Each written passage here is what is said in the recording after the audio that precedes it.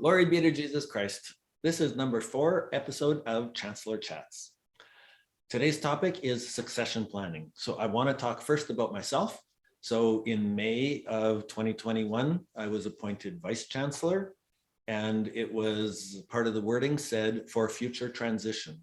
And December 31st, that transition happened. So I'm now the Chancellor, and that's why we're doing Chancellor Chats. Next topic I want to talk about is Lyndon Preddy, who is the new communications officer. So he is replacing 2 people, Chris Piedrabeski, who used to be our webmaster and communications officer, and Lori Friesen, who was our social media person. So we thank them for their years of service. And now the new Chris, the new Lori, is Lyndon. The next position I want to talk about is Nestor Halizo. So Nestor's been with us for many years, and his position was called a GEMI Executive Secretary.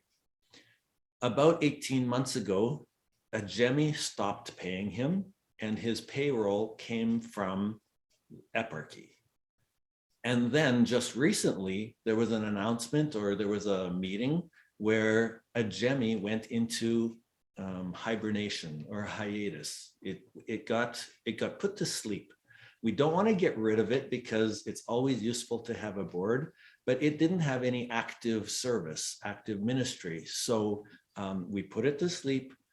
And now it doesn't make sense for Nestor to be the executive secretary of a sleeping board.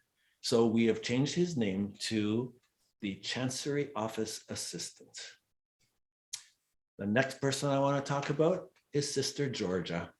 So you know we have 3 beautiful sisters of the Sister Servants of Mary Immaculate. And this trio used to all live in Saskatoon. The change here is that it stays a trio, but 2 of them live in Saskatoon, and Sister Georgia now lives out of Winnipeg. So in some ways, nothing has changed, and in some ways, lots has changed. But we wish Sister Georgia the best as she continues to do virtually ministry in Saskatchewan. And then the last one I want to talk about is the white elephant in the room, which is Bishop Brian. We still don't know what's going to happen with him. We leave it in the Holy Spirit's hands. He is going to be figuring out when and if and what happens with Bishop Brian. Until then, we continue with the status quo and move forward, building the kingdom of heaven in Saskatchewan. Slava Isusu Christu.